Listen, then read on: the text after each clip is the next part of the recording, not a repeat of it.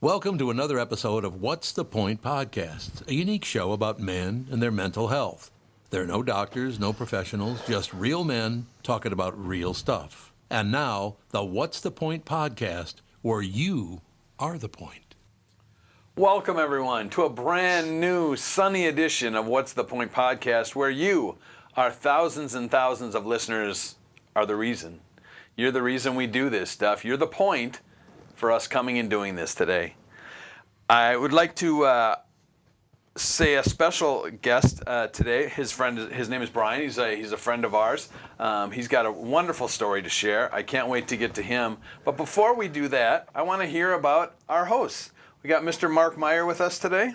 So glad to be here. Thanks for coming, Brian. You're welcome. Thanks for having me. We had a robust conversation about curling. I'm excited to curl tonight, but no, life is good. Glad to be here. Glad to see Wick, and you, wow. And Andy. Wow. I mean, you told her. You could see your brain clinking Yeah. like, oh, wait, I better cool Wick. Oh, shit, I better say something about, oh, I got Andy, too. Well, because if I say what I'm really thinking, you guys will just ask me to leave. So I figured that out a long time ago. And we have the coach with us today, Mark Wick. How are you, sir? Awesome. Great to see you guys. It's great to be back here in the studio again. Seems like it's been a while. Too long. So great to be here. Excited to have you here today. So Thank you. You wear purple well, Wick. You look good. Well, thank you. You're welcome. Appreciate that. You're welcome. And we are lucky to be joined by the producer extraordinaire of the Tom Bernard Family Podcast, Mr. Andy Bernard. Hello. It's been a while. It is. You know, everyone will listen to this at different times. It just happens to be November, and there's a big push for men's mental health in November. It's called Movember. Yep. And what they encourage people to do is not to shave during the month. Mm-hmm. How are you guys doing? Way to support the cause, people. Holy cow. I'm looking like Grizzly Adams over here, and you guys look like 13-year-old boys. Well, we're supporting men's mental health by doing this podcast, so we don't need to not shave. Wait a minute. Grizzly Adams? When he was 9? Wow. Maybe like Stubbly Adams. I don't know. And I can show you my back. I mean, I haven't shaved my back in a while. And maybe I haven't shaved this month. Yeah. Maybe I'm just not as manly as you.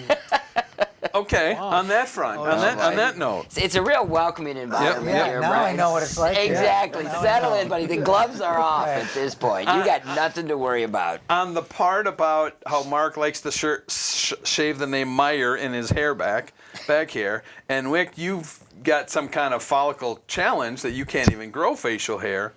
I've got a question for you guys. Okay. That was a question. How flexible would you say you are? From 1 to 10. Start with me? Sure. I'm super flexible. Like if I had to go do something else right now, I could jump into it and go do it. Like if I had to change a course, boom. My life is flexible. You know what? You know my granddaughter calls, boom, I'm home. I'm flexible. You know what? So I'm going to give myself a 9. We're going to skip right ahead because you've already beat me to the punch. It's not about if Mark can put his head behind his leg behind his head or anything. It's about what happens when life makes you turn a different direction. It was a trick question, and he immediately got it, huh? And yeah, so thanks, Earl. One step ahead. So are you a 9, Wick? What kind of flexibility are we talking about? This flexibility, about the ability to change course, because this is actually a critical component to mental health. Okay. That's why it's such a great question. I lied. It is a good question. I can almost touch my toes. How about changing course? Are you a 9? Great question. I think the better person. Can I call my wife? No. Real quick. No. I would say getting better. I would say I'd probably put myself at about a 6.5. I'm not a 9. There's certain things. I try my best I can to be flexible. Yeah. How about you, Andy? Before having a 4-year-old, I would have said 3 or 4. Now I would say 170, 175. Now you have to be. Do you piss and moan, though? I mean, of course. Okay. Then it's okay. What about you? Solid 8. I'm a 2. 2? Wow. Yeah, and that's on a good day. That's on a good day. I've gone places, like I was one time driving to the Minneapolis Farmers Market, and there was like a parade or something going on. On my way there, turned around, went home. Wasn't going to wait, wasn't going to find other roads, nothing. Parade was down the street from his house. Yeah, hardly left the road. My point about all that is, in history, there have been times where people have come up with the greatest inventions in the world to realize that that was not their intended purpose, right? Probably have all heard the story about Post-it notes, right? 3M created the Post-it notes, and originally that was meant to come up with a super sticky glue that obviously didn't pan out. But it worked really well in the long run. And my stock portfolio, by the way. Wow. Sick bread. So, as far as people having to turn and move to another, adjust their route, let me ask you about a couple other real well-known products and see if you guys know what their original intention was. How about Coca-Cola? For the military stimulant.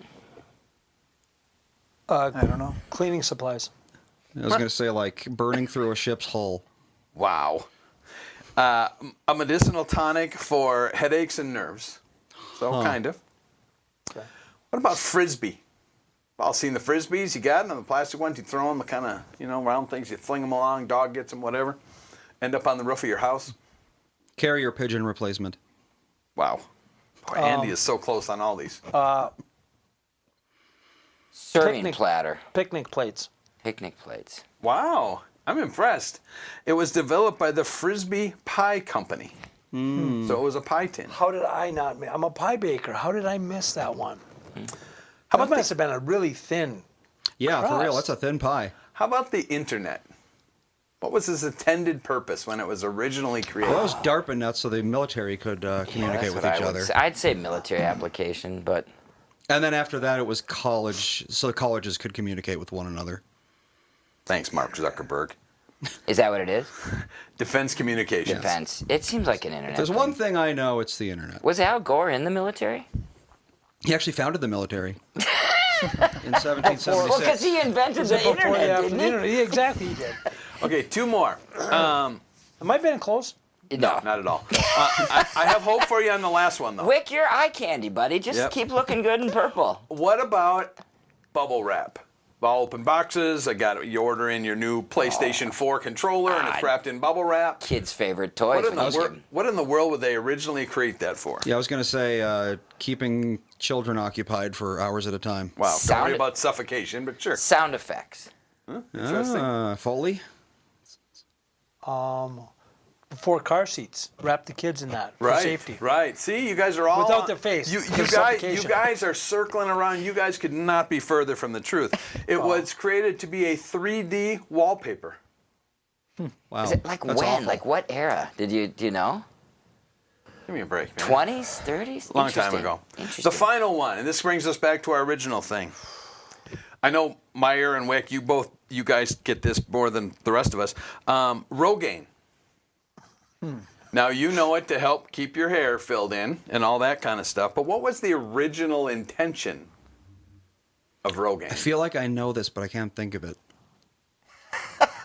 Hair removal. It was, Well, it was that didn't originally work. reverse Rogaine, and then Rat poison. Wow, close. Hair coloring. No, nothing to do with hair. What about you, Andy? Any thoughts?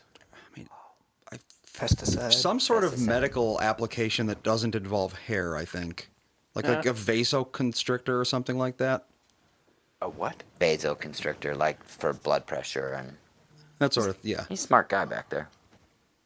No, Got a I just know how to computer, sound too. smart. It's blood He's pressure a Google medication. expert. It's Yep. blood pressure medication? Blood pressure medication. Really? Wow. He's on it. Oh, yeah. Act surprised like you didn't just look that up. Oh, yeah. Oh, yeah, the baldest was- person in the room doesn't know about Rogaine. I was trying Okay. to reach for my phone to Google He's it on Al without Gore's being seen. invention looking the answers up. Yeah. Anyway, well, thanks you guys for playing along. I learned a lot about different things that there's a lot of others too that just you know them from everyday purposes and like, holy cow, that's what they thought that was going to do. I mean, just the complete opposite. It's like I put this stuff to grow hair and my hair fell out. Ooh, yikes, that kind of thing. It's actually like most pharmaceuticals. Most drugs were designed about for that a one lot. thing, Yeah. and then you find another thing that it helps. Yeah. That's so often how that works. Yep. But how do you take that pie tin and then just start throwing it around? Get bored. And how did you think that a pie tin made out of plastic Yeah, that's a would good bake question. in the oven. Do Maybe you, they weren't do made out you of plastic. think they were made of plastic back when they invented them? When it was called the Frisbee Pie Tin Company? I don't know. That could have been like the 70s. But you for all got I this, so know. would you start throwing the glass platters around And how see how did they you? flew? Maybe they didn't even have pie back then, And it was probably tin. and it was probably like a flatbread, Unleavened. and we just call it pie. You got to be able to step back in time a little bit. Like a shepherd's pie kind of thing, See? I suppose. With some mashed potatoes in there and some hamburger and some peas on top. You know what? I'm gravy. looking this up now because this Kinda makes make no it- sense. Almost like poutine. My friend Jennifer's coming over for dinner tomorrow, and she asked if she could try her mom's chocolate pie recipe on us. So if you guys want to come over for pie tomorrow, Well, let us know if it comes in a Lovely frisbee. Frisbees. Yeah, I can throw one right over. Maybe that's how I'll deliver all my pies on guinea pigs on for Thanksgiving. trying her We'll mom's just chocolate Frisbee pie. them on the table. There you go. See, it's an easy way to serve. Yeah. Anyway, you guys have taken this segment way too long. We are going to take a quick break. We're going to be right back, and we're going to hear more about Brian's story and let him be part of the conversation as well. We'll be right back. At Brand Inc., we know your business's reputation rides on every detail, especially when it's on the road. Our commercial vehicle wraps combine eye-catching design, 3M-backed installation, and a seamless process built for busy teams. Whether it's one truck or an entire fleet, we help you turn heads, build trust, and grow your business. Your vehicles are always moving. Make sure your brand moves with them. Start your project at brandinc.com. That's Inc with a K, brandinc.com. You're listening to the What's the Point podcast, where you are the point. And now your hosts, Mark Meyer, Bill Deckus, Man, you and look- Mark Wick. It is so good to be in studio with you today, Brian. And that first Good to be section it's so fun. I enjoy the banter but to shift gears a little bit and to bring you into the fold and have you share with the audience, it's so important. So thank you for You're coming. welcome. Why don't you tell us a little bit about your journey, who you are, what you've dealt with, and I realize it's hard to capture all this in 15 minutes, but just share a Right. little bit. Yeah, some highlights are I received the diagnosis of bipolar disorder type 1 in 2005, 20 years ago. And, wow, 20 years. And it just feels like I'm going through kind of a harder time right now. And it feels like I still have so much to learn. And, sometimes I would like to think it'd be easier after 20 years, no. Yep. But You're married? I am married. Been married since 2008. My wife Sarah and I have 2 kids. They are almost 15 and 13. 9th grade and 7th grade, a boy and a girl. Those are busy times. Yeah, very busy times. Let's see. So when you think about this diagnosis, and it's a big one, right? Bipolar 1? You're bipolar 1, is Type that what 1, you yep. So how old were you when you were diagnosed with that? I was 30. 30. And looking back before that point, could see unrecognized signs and symptoms for almost 10 years before that. Such as? What did you experience? Some of the mood fluctuations and The ups, the downs, ups the and highs, the downs. lows. yeah. Now, type 1 with the diagnosis means that I have had full-blown manic episodes. Yeah. But I did not have a full-blown manic episode prior to the first hospitalization Yeah. in 2005 when I got the diagnosis. Yeah. But there were certainly fluctuations, ups and downs, and lots of big decision making that maybe didn't make sense.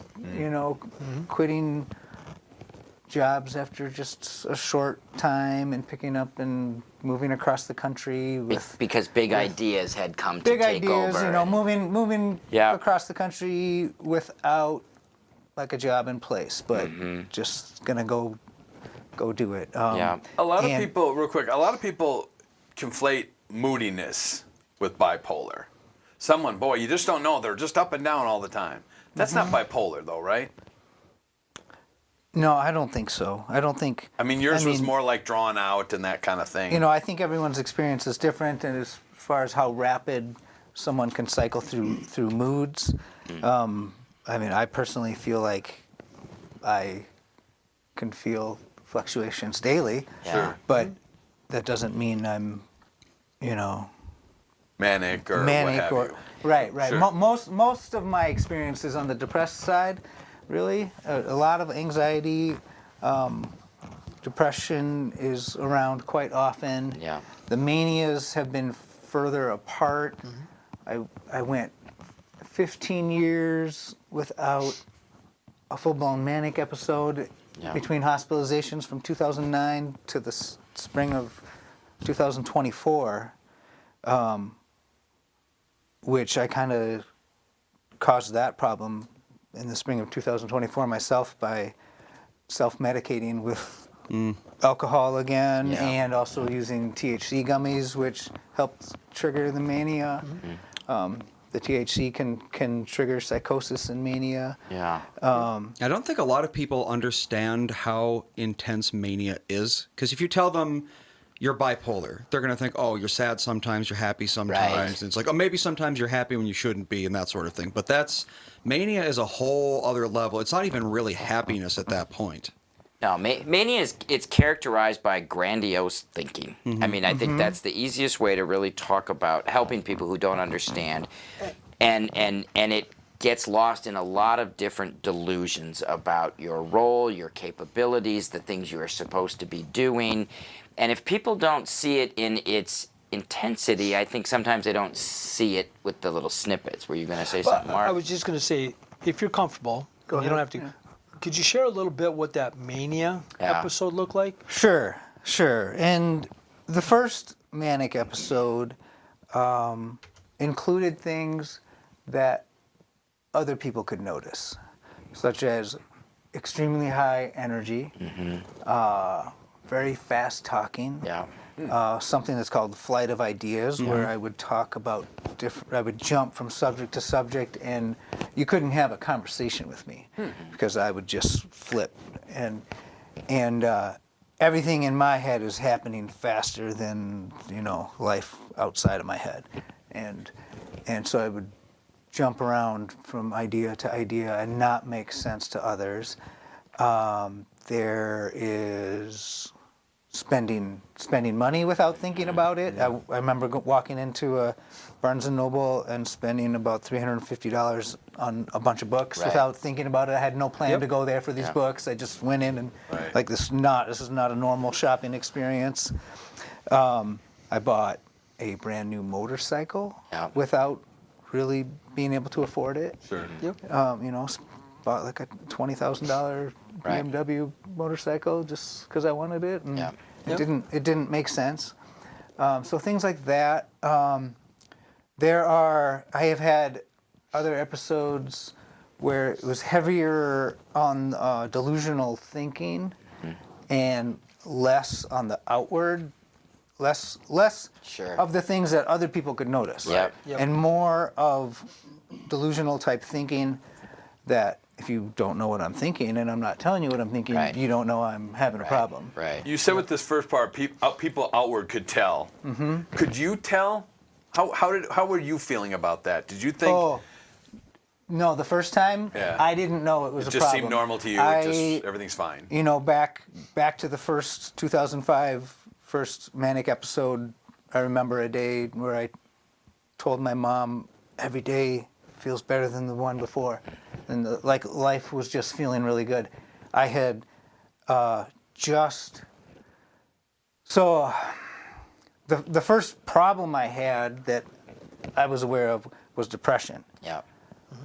And I was living in Vancouver, Washington, and my girlfriend at the time helped me find a therapist, and that led to a recommendation of an antidepressant. So I saw a psychiatrist, started taking an antidepressant.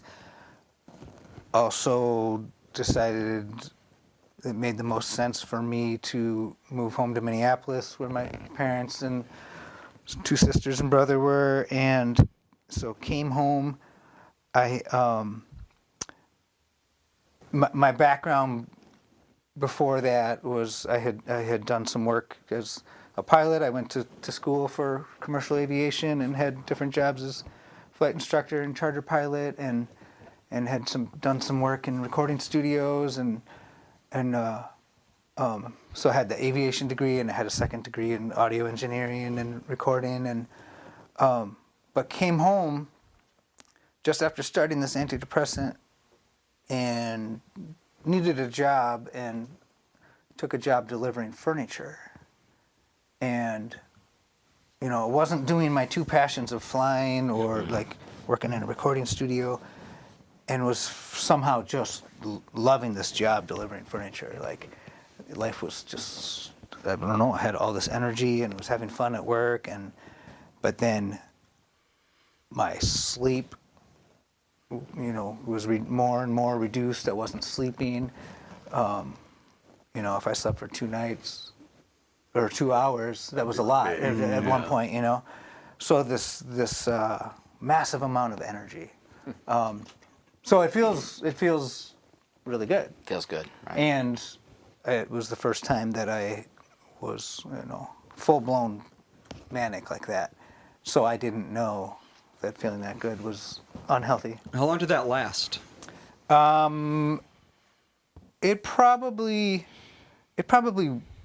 ramped up over a couple weeks, where maybe things were noticeable to people, and I can remember my parents thinking something's wrong, but they didn't have any experience with it, and so they didn't really have suggestions of what was wrong, but they knew something was wrong. So the night that I went to the hospital the first time, I had called a bunch of friends trying to find, I was feeling very social, wanted to go out, be around with friends, and was out at a restaurant with one friend who noticed all the rapid speech and the flight of ideas, and the way I was trying to overtip the server, and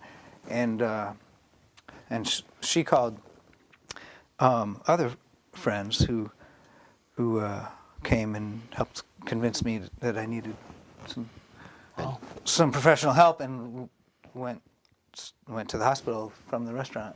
Wow. And was in for maybe 7 nights that first week.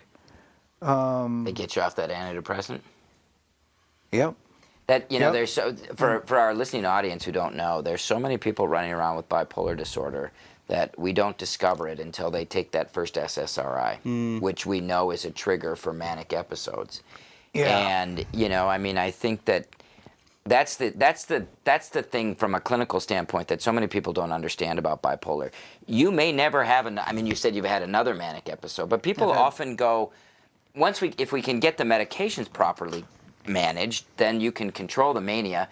Then the so big a problem, and I'm curious to hear about this for people with bipolar 1 disorder, the depth of depression, if you can believe it, is deeper than regular depression. Like they talk about all the time, people who experience bipolar, and I don't know if your experience with that is because when you're so high, and then when you fall, the fall is pretty steep. Is that Well, your there's been a experience? consistent fall into depression after manias. Yeah. So I've had big manias, 2005, spring of 2006, 2009, had kind of back-to-back June and July 2009, and then kind of had a handle on it for, in a way, for about 15 years. Did you have some And stability of your medication during that 15 years? Did they get you on mood stabilizers? I did, what do you yeah. think So those I've been on a mood stabilizer of some sort since 2005. Okay.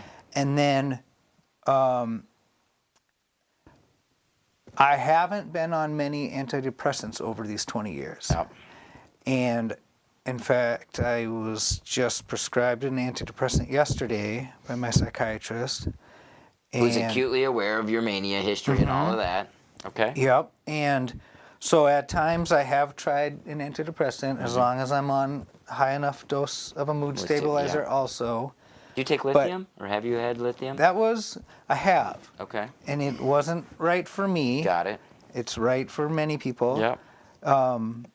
I always hesitate to talk about like Oh, it's okay. I was just you curious. know, Yep, beyond no, a no. class of meds, but Yeah. because some, you know, lithium Everybody can should be, consult with their physician. Absolutely. yeah. You know, one thing that stood out though, looking back into how I was prescribed that antidepressant the first time, that I went into one appointment with the psychiatrist, Yeah. and it was a short conversation about how I was feeling at that time. Yeah. It wasn't a conversation about my past, Yeah. and so I feel like she was treating me in that moment Right. and not taking a look at what had happened to me the 10 years prior. Yeah. So right now I have a new prescription for an antidepressant that I am afraid to go pick up and Gosh, start. I would bet.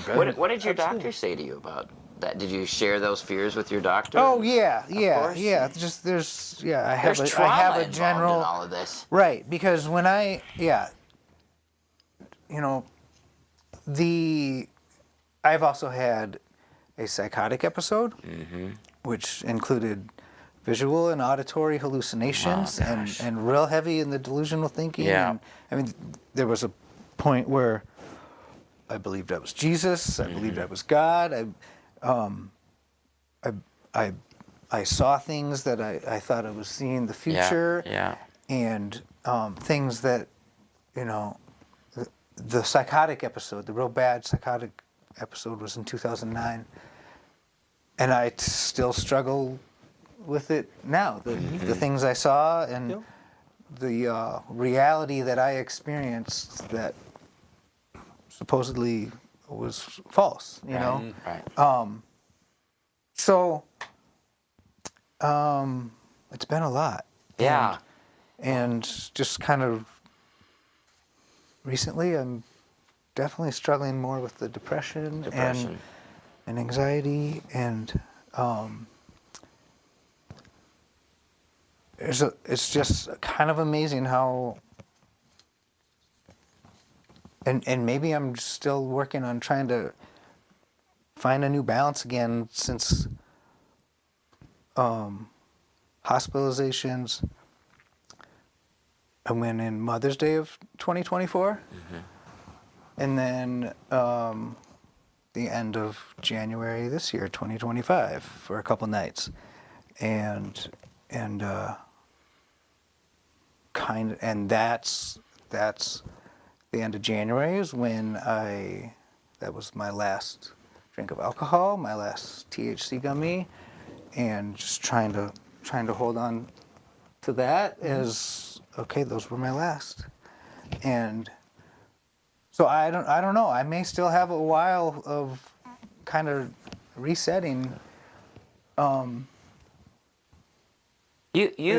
sorry. I don't know. It Yep. seems like the manic episodes in the past and a hospitalization, that it could easily be a year later where things Sure. are starting to like settle down. Yeah.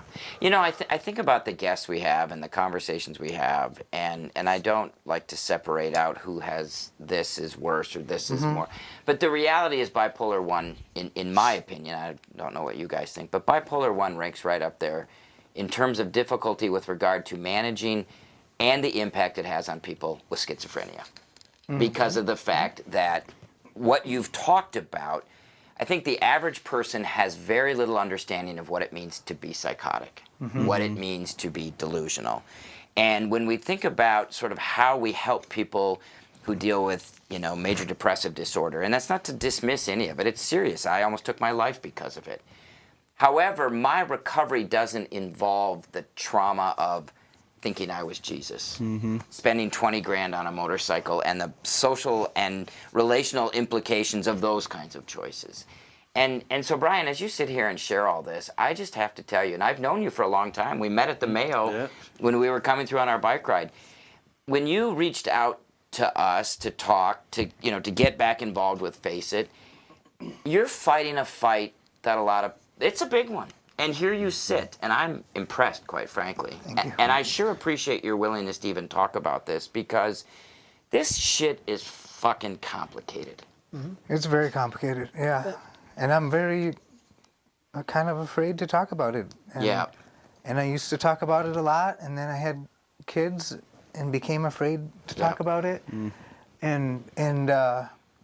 So sharing my story at the Face It breakfast, Yeah. you know, that was the first time in many years of me doing that. And I'm sure even that, when you feel good from it, you're wary of what does this mean? Is this, here comes mania? Here, I mean, I don't know. I'm just curious. Yeah, and maybe one of my biggest struggles ongoing is my difficulty with trusting myself. Yeah, that's fair. And it shows up in all areas of my life. Like, are the things that I'm thinking about doing, or the decisions that I'm thinking about making, based on real, valid information, or are they excessive emotions and feelings that are coming from a place of delusion, or just excessive emotion? Yeah. My wife and I have couples counseling this afternoon. We're working with our fourth couples counselor. Good planning, buddy. Sit here, tell your story, and go to counseling. Right. But got any other interventions tonight? I know. Yeah. So, this is a big day. It is a big day. But it, it shows up in couples counseling and decisions about our marriage, and I'm fairly close to constantly feeling like running away and being alone. Yep. Gosh. And is that me? Is that real Is it information? right? Is it just me not knowing how to Yeah. be around people? So I have, I don't know. You're gonna say something more, Well, and then we're gonna take a break. And to I know get we you a got to moment take a here. break, but a couple of things. I really appreciate you sharing that, because most of the people we talk to here experience some type of depression. Right. A lot of times, and I think we're much more familiar with what that feels like. Right. But for you to share the mania piece, Yeah. right? That's it affects a lot of people, but we don't really know, right? And back to what Bill started this with, I'm a kind of a words guy. I hate when people just throw those words out. Oh, you're bipolar. Yeah. That's very insensitive. No, like 100%. that's like that's not willy nilly. You hear that a lot. They're moody. They must be bipolar. Exactly. Oh, that's Like- we're way different Whoa, here. yeah. And Mark's point is that it was a good one, and I forgot what it was. No, we don't rate these. It's not a competition. No. They all suck. But it's different. And unfortunately, maybe you're different than us three. Maybe you're a really patient guy. Patience isn't our strong suit. And I think as a society, we're not. We're the microwave society. We want it now. And these things take time. When am I going to fix? It's a constant thing, and it takes time. But so far with the things you've shared, you're putting the work in. Yeah. And I think that you got to give yourself credit for that, because this is not, like I said, go take an X-ray. Well, there's what's wrong. Right. Yeah. Right. This is such an inexact science. Well, even And over you're the course working of on your bipolar disorder, they've had to adjust your meds. Absolutely. Take a lot of X-rays to look at. Absolutely. So. Yeah, I've taken So- close to 30 different medications. Yep. Yep. And have been on some mix of meds for the whole 20 years. Yep. And who knows what the impact of that is? Right. Right. The act I alone know. of that. What's that doing to my liver? What's that Yeah. doing to, Yeah. battling well, the thank side you for effects? sharing all this. Yeah, you're and welcome. I'm sorry to cut you off, but That's okay. we're gonna take a break, and we'll give you a moment here to catch your breath. But thank you. That was some brave stuff. You're welcome. Thank you. So we'll be right back. Launched in You okay? 2009, Face It is a Minneapolis-based nonprofit organization focused on working with men who deal with depression. Using a peer support model that leverages men's groups, mentoring, social activities like retreats, baseball games, and fishing trips, we provide more than 12,000 hours of free services to hundreds of men each year. And yes, I said free. We never charge for any of our peer support programs, and we will never ask you for a copy of your insurance card. If you're tired of feeling alone in your fight against depression, please visit us at faceitfoundation.org or drop Mark or Bill an email at info@faceitfoundation.org. You're listening to the What's the Point podcast, where you are the point. And now your hosts, Mark Meyer, Bill Deckus, and Mark Wick. Well, I was about to text you, say, man, what a job you're doing. welcome back. Yeah, that's my wife's It's, number. we won't discuss what was happening there during commercial break. We did Doug, learn about the microwave, though. Did you so- have a point that you wanted to bring up? What's No. the point? Okay. No. Good. Well, hey, thank you for sharing all that. My first introduction to you was a day that I didn't have anything to do. Or, I had to get home within a half hour, get our condo cleaned up because they were coming to show it. Now, I had to be out of the condo. What am I going to do? And Face It had this thing going on at a brewery that somebody was singing. Yeah. yeah. And I showed up. Thank you for Were you coming. there? I was there. Really? Oh, Who- yeah. I can't remember. Who was the singer that night? That was the me. performer? Yeah. Yeah. Thanks for And coming. It was awesome. I mean, hey, man, totally amazed at that. Thank you. I guess my question is, what brought you to Face It? I mean, you ran into these guys, but Yeah. okay, they're biking by or whatever. Hey, So I great, met them, but- that was what, 2011 maybe? At the 2011. Mayo Clinic? Yeah, And yeah. So I had been working at NAMI, Minnesota over those years. Writing a book? And yeah, self-published a memoir about my bipolar experience 15 years ago. So I was familiar with you and your work, and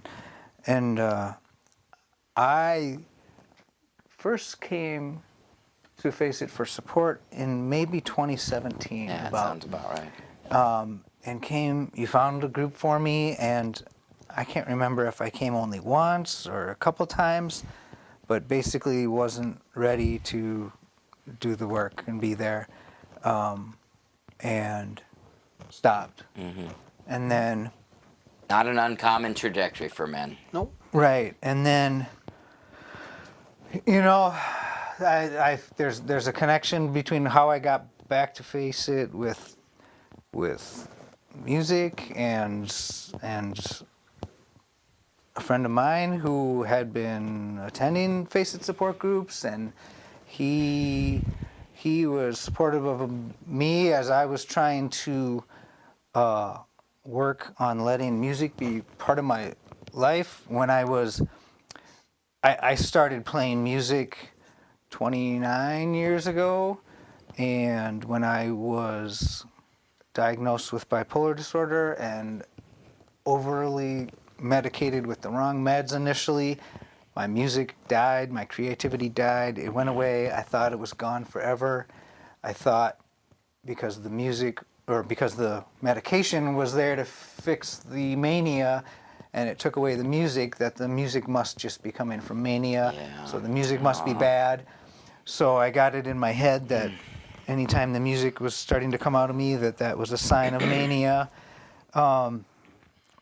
Around 2000, the year 2000, I set a goal in DBT to try to be more open with the music. I couldn't even sing a song at home if my wife was home. Yeah. And wanted it to be more of a thing in my life, and so started working on some goals around that, and I found an open mic, and I started by just going and by myself and just watching and thinking, how am I going to get up on that stage, and then our friend that was in the support groups was one that was kind of pushing me along and came with me to the first open mic that I did there. And then when he died by suicide, Yeah. that led me to reaching out to you because I had some questions about his death. Yeah. And that really opened up the door for, like, wow, maybe I belong coming to Face It in a support group. I remember grabbing coffee with you Yeah. a couple times. Yeah. So it just seemed like the right time to join a group. So that's been probably a year and a half. I think February might be 2 years coming up. So that's just been a tremendous support to have that ongoing group of guys to go be around and talk to. And I was I'm just gonna say that in the Freedom of Information Act, I actually lead the group that you're part of. You're in one of my groups. what about the group? What about the guys in the group? How do they play into it? I mean, they're there for you, certainly. You're there for them. We have a guy in a group right now whose ex-wife is really ill. And he's sharing that and all the challenges. And Brian and the rest of the guys are all chiming in to be supportive. You find the guys supportive? Yeah, definitely. As much as we can be? Because Yeah, a lot of us don't understand all the stuff you're going through. Right. I feel like a little bit of an outsider with the bipolar disorder experiences, and yet we're all going through life. Right. And we're all struggling with relationships. And every one of those guys love you just like you love them. And they're there for you just like you're there for them. That's why that group is such a tight-knit group. It doesn't matter if it's bipolar, if it's the thing we're talking about with another gentleman. We have a young guy who's going through breakups and all kinds of craziness too. He's dealing with stuff. Yeah. We have guys going through a lot of different stuff. And the power of it, and what I hope you understand, Brian, is that you've been there for everybody. You really have. And I hope you feel that they've been there for you, because they do. They care about you a lot. I do. And it's learning how to let ourselves access that care, right? Like to feel that care and all of that. And Yeah. You know, it's easy for me to think, well, this group isn't right for me because I'm the only one who has bipolar disorder. And for a little while, we had one other guy that did, and I wish he had stayed. But the truth is, it could be called a group for guys who are alive and dealing with life. Right. And my depression can be different than somebody else's. And they might not get it. Right. But I know they support me. And I know if I need them, I can pick up the phone and call out. I can go on the GroupMe app and let them know that I care about it. So, yes, we might not know exactly what that person's going through, but it's kind of like I said before, it doesn't matter. Right. What they're going through sucks. Right. What can I do?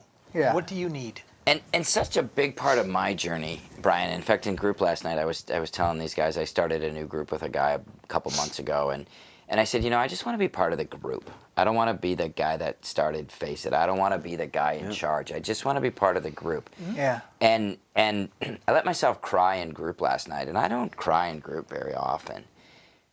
And it's not because the group doesn't care about me. Quite frankly, it's because I don't quite know how to do that part of all of this. I'm good at telling people how to accept help and then how to receive it and feel like we love you. And then it comes to me and I'm like, those fuckers don't give a shit about me. Which I know is not true, but that's what you feel sometimes. I think that about with you, Bill, sometimes when you're there as the kind of group leader and not taking the time to share sometimes. And I think that's got to be hard. That's a fine, because God, I really want to. You know what? I really want to focus on these guys, and you kind of put yourself back. But yeah, but that group is so close. We are so different. I mean, we're all different. We're younger. We're older. We're all kinds of different stuff. Yeah. But yet we still can talk about life. We don't talk a lot about bipolar. I mean, we talk about some of your challenges, but it's not focused on that. Right. It's our marriages, our kids, our jobs, our careers, our self-esteem, all the stuff that we all deal with. That's what we talk about. Right. So, yeah. Besides music, are you an exerciser? Or are you what I think about that 15-year period. What do you think maybe was going down at that time that helped you stay, more within the range of where you wanted to be? For several of those years, I was focused on work at NAMI, Minnesota, National Alliance on Mental Illness, and was quite involved in their public education programs and because we crossed paths over some of that too, I think. I started as a volunteer. I remember that. Public speaker, sharing my personal recovery story. Is that how you met Al? Yes. Okay. Yes. Yeah. So I was, and then hired by NAMI to coordinate that program, and then I was recruiting speakers, and he was one, and so I trained him, and along with another trainer, and what else? Focus on nutrition, physical health, exercise. I for all those years, really, I almost completely avoided alcohol. Yeah, it's an interesting thing to. But yeah. every once in a while, Sure. would drink a little bit. It was never just like I'm done. Yeah. And then the in January of 2019, six years ago, I guess almost 7 years ago, I had like a new low bad depression where the suicidal ideation was worse than usual. Yeah. And it was really scary. And during that, so kind of leading up to that, as meds were adjusted, the music started coming out a little bit here and there. But then during that depression, the music really poured out. And in a week or two, I had what I felt like was an album. And since then, the music has been kind of pouring out. And it's, so I'm still in this kind of like, I'm constantly kind of afraid of it. And so that show that you came to in July, that was my first show. I had a second show at the end of October, and I have a third one coming up December 23rd, Tuesday, December 23rd. So you're still 7 p.m. poking. Yep. When you played for our breakfast, and I told you this, you moved me to tears. I mean, for so many reasons, but really, and for better or worse for you, I'm sure, your journey came out through your music. I felt something bigger than you, that's for sure. And I can feel it happening. I'm trying to make sense of how to continue with the sharing of the recovery story idea, but letting myself do it through music. And at this last show, I was able to have Face It brochures available and some NAMI information. And just this week, I met with a woman who works at SAVE, Suicide Awareness and Voices for Education, about some ideas. Great place. And so I really am feeling like the music is so clearly connected to the mental health, and it feels like I'm figuring out how to share through it. I've been using the artist name Forcing Smiles because when I went to publish music, I found another Brian Jost with music already published. So I took a DBT skill, dialectical behavior therapy skill, a half smile skill, and used the name Forcing Smiles. In my mind, it connects to that half smile DBT skill. So, and I've got a friend named Ryan who he did 5 songs with me at this last show, and he'll be with me in December. And so we've been practicing together, and there's a mental health connection with family member for him, and so there's I don't know, just kind of trying to let it happen slowly. And you guys are well aware, because he was a previous guest on here, Paul Martin with Shine a Light, and his foundation is music is therapy. Music is medicine, right? To provide music therapy to young kids, because our music, we know, is therapeutic for so many. So obviously for you. Yeah. Just letting myself get into the songwriting process and get into that flow state is really healthy for me. And yet, at the same time, it's kind of scary because it feels a little bit like mania to be in that flow state. I just think of the word trauma, and again, this is where you think about that. This thing you love, but yet there are these thoughts because of the past. Yeah, it's crazy. The first couples counselor that my wife and I, or our second one maybe, when I was telling him about my history with the mental health history and the psychosis and everything, and or actually before giving him all those details, he was picking up on something, and he leaned in and said, "What happened to you?" And I think there's so much still that I'm trying to make sense of with for sure. with the psychotic episode, the manias, all the false realities in my head. Yeah. What do you trust? Yeah. What do you trust? But according to that counselor, I'm dealing with complex trauma.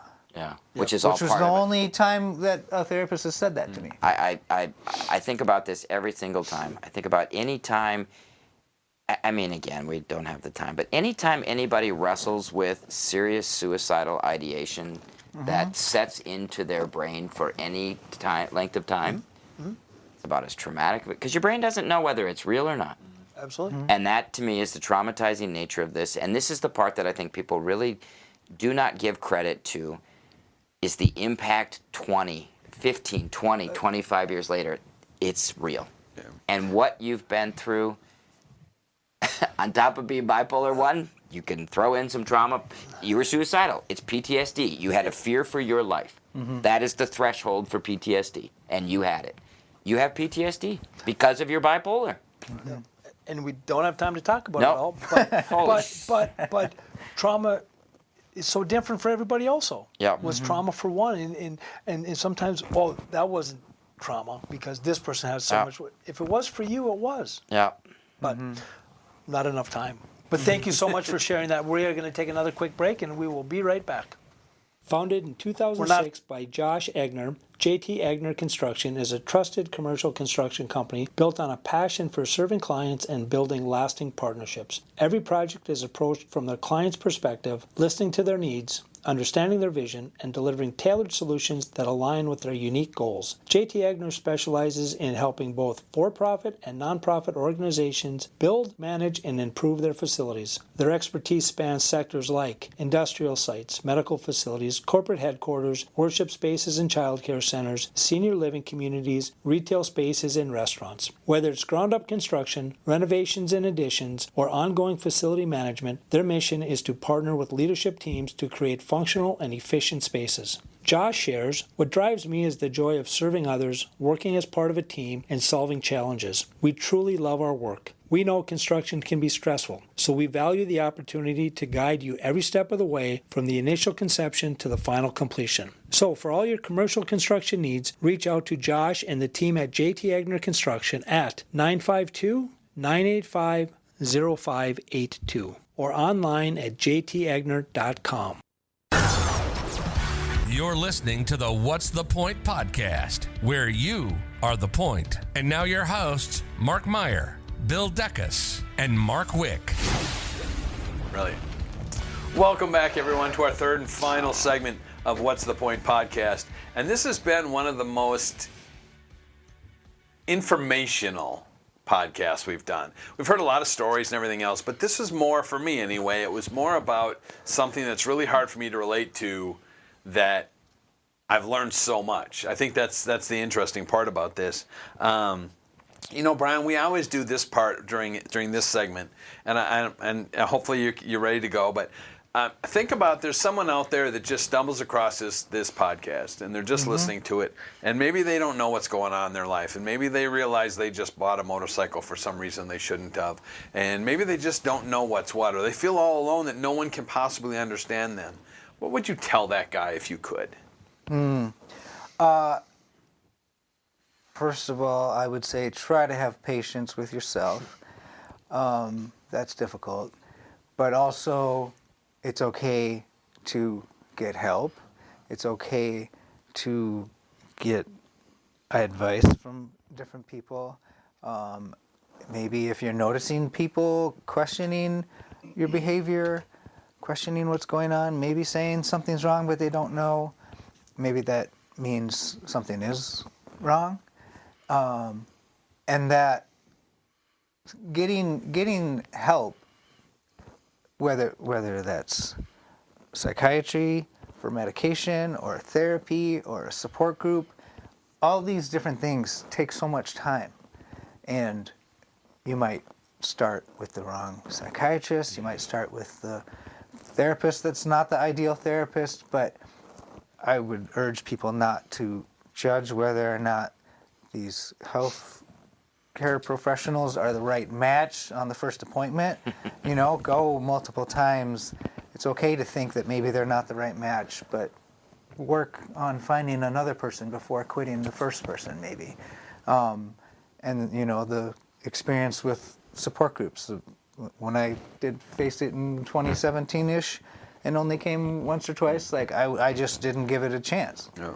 And I, wish I had gone into it initially thinking I'm going to do this for 6 months at least. And so just the biggest thing is maybe you need help. You can't figure this stuff out on your own. And it's okay to ask for help. It's okay to get help. And try to be patient. We've, even in our group, we've been talking a lot about patience lately and about some of the challenges that we all struggle with, but you included, struggle with finding patience and having patience. We want answers, right? We want stuff right away. You kind of touched on it a little bit when we first started, and you've touched on it in a group too. It's like, and this is a good question for you, Mark. How do I answer this? Is that there are so many guys that want, when am I done? When is this over? When do I graduate? How long do I have to do this? And it's different for everyone, and maybe you don't graduate, right? You were talking about, I've been to so many therapists, and when is it going to click in? When's it going to work? When am I going to find my answers? And maybe sometimes we don't find those answers.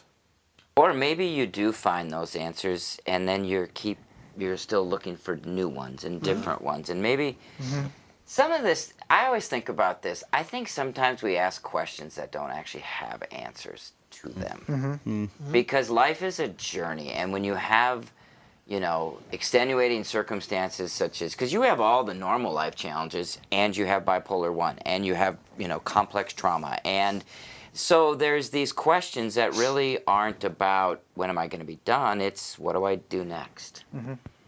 How do I find my... I think about this question of yours with music. When do you get to say, yeah, this music feels safe, it's not mania creeping in, it's not something else, I think about, Brian, when I met you at the Mayo, and we're in the middle of this cross-country bike ride. I don't know what the fuck we're doing any of this for. And I remember you at the front speaking, and it was a ballroom in a hotel. I mean, I remember this. And I listened to your story, and I thought, gosh, there's a guy I want to talk to, because it's pretty evident to me. It's pretty evident to me when I stood up and speak. I didn't have the answers. And yet there you were, with all your fears and trepidations, speaking to a group of male physicians, male therapists, being fucking brave, man. Sitting on this couch, being brave. Thank you. That's awesome. Well, actually, this is the very best part. This is my favorite part of the whole podcast that we do is right now, where we always say, give me something that you've learned today. And Coach, I'm going to start with you. Give me something that you've learned today. Boy, is every time I learn things and I'm reminded of other things. What I learned was that I knew bipolar is really tough to diagnose and understand.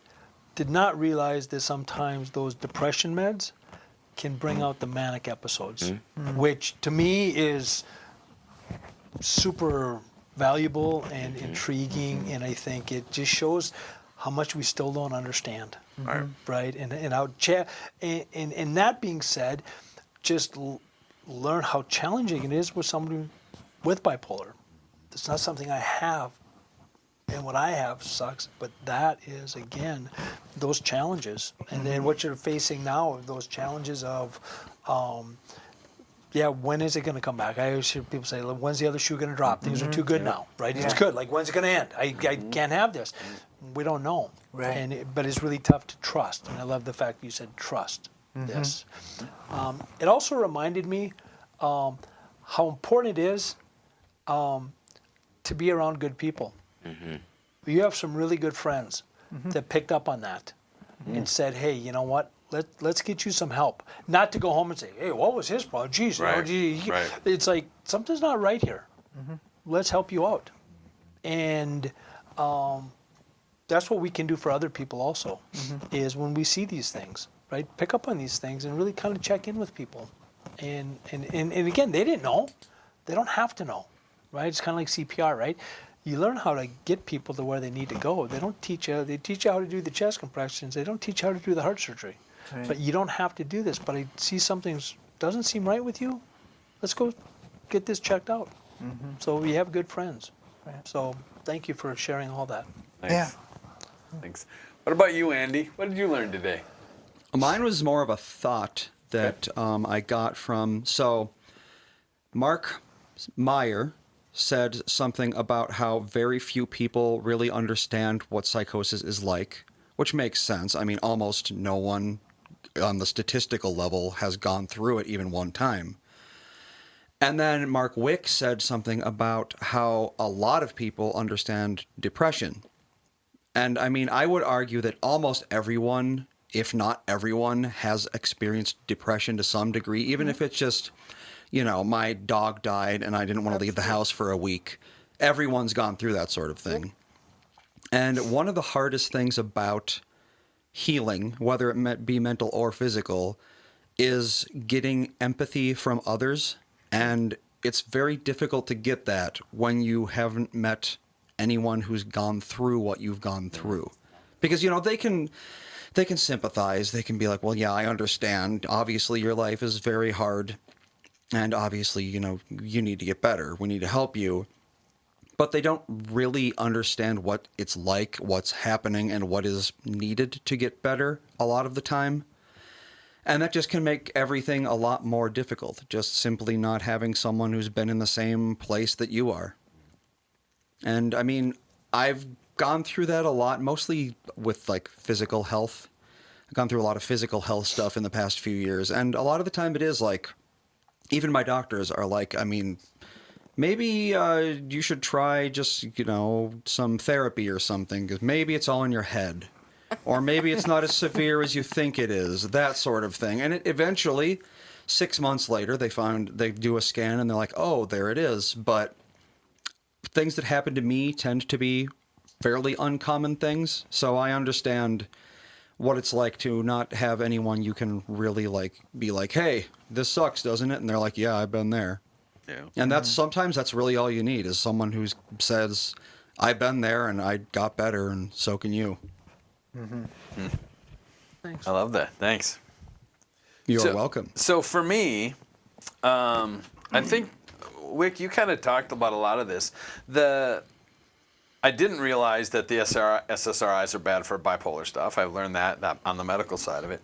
And it doesn't mean you can't take them. Right. No, But it is. To be We aware. know that. But Well, they're black. you can't take they're black box. only an right, antidepressant. Right. We know that SSRIs. We know they are a trigger Right. if people are bipolar, and that's. And again, I just learned that today. You know, and kind of like what Andy said, and you, Coach, too, is that there's the fear that you must carry about, is this real or is this not? Mm-hmm. We had one guy we knew talk to us one time. He said he went on Wellibutrin or something, and after a couple of days, he wasn't sure what reality was anymore. Almost like dissociating. And it's like, oh my gosh! And this guy was a tow truck driver that carried a gun. It's like, oh my gosh, call your doc, you know, that kind of thing. But I mean, was this real? You've talked about this in group. God, I've been doing good.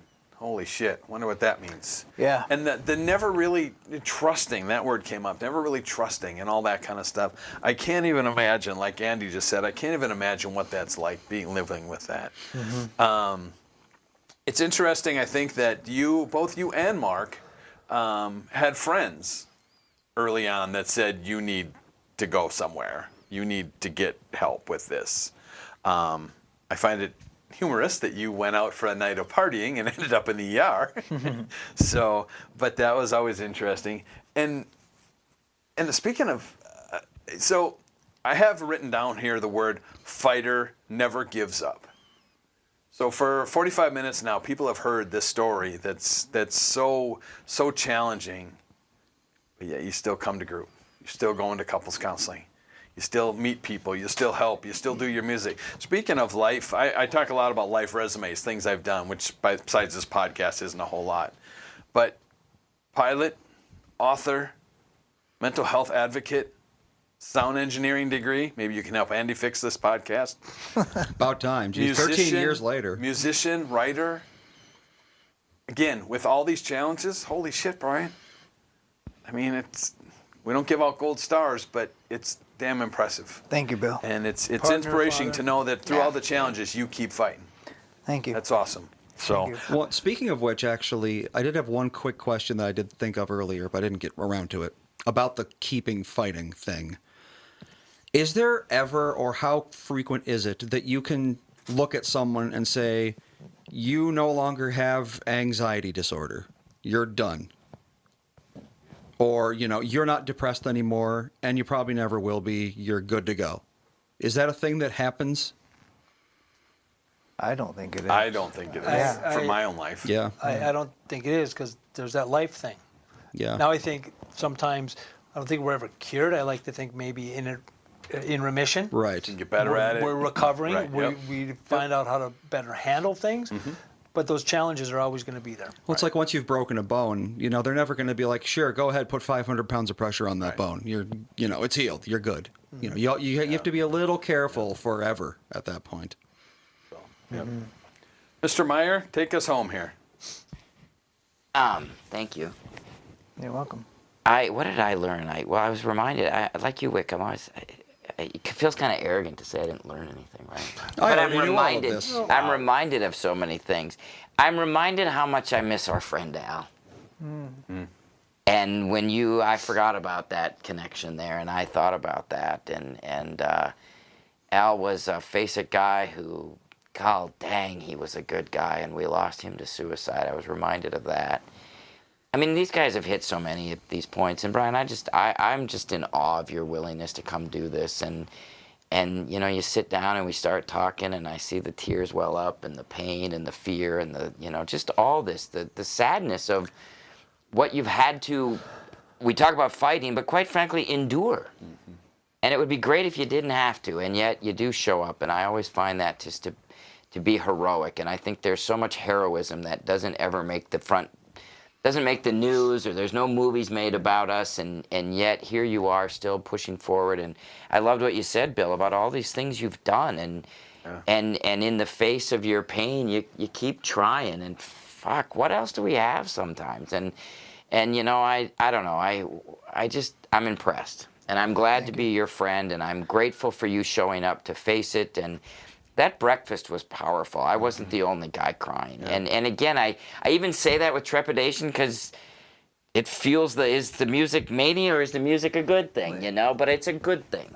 And I hope most of the time you're able to see you can begin to learn to trust yourself. I think it's always good to have outside sources helping us. When I go to my wife, I used to do this a lot. I have recovered in many ways, but when I was out of the hospital for the first probably 10, 11 years, I would go to my wife and say, okay, I need you to hear me out on what I'm thinking here. Because I don't trust myself. I don't know that I was psychotic when I was suicidal, but I was a tick away from being psychotic as I went through that. And I remember the fear of not trusting myself and my thought processes. So I learned from you that it's good to talk about this stuff and to continue to be aware. So, and I'm just reminded that I'm just grateful for you as a person. Thank you. So I appreciate all of you guys. And this will have an impact with people. Oh, my People will God. hear this and resonate with this. It is. It will have an effect. Sorry, Wick. You said it, Bill. I think this is the most intense podcast we've done. Yep. Yeah, probably. In a good way. Yep. Absolutely. In a good way. Absolutely. In a good way. So. Thank you, guys. Brian. Thank you, you're Mark. welcome. Mark, Andy, thanks, everyone. Thank you all for listening and watching if you're on YouTube. And we can't wait to see you again next time. Take care. You've been listening to What's the Point podcast, where you are the point. It's real men telling real stories, from depression to anxiety. No doctors or professionals, just real men talking about real issues. For more, visit the Face It Foundation's website at www.faceitfoundation.org to ask questions for future episodes. Send us an email at wtpointpodcast@gmail.com. Find us on Facebook at What's the Point Podcast, and find us on Twitter at WTPointPodcast. Till next time. This is What's the Point podcast. And remember, you are the point.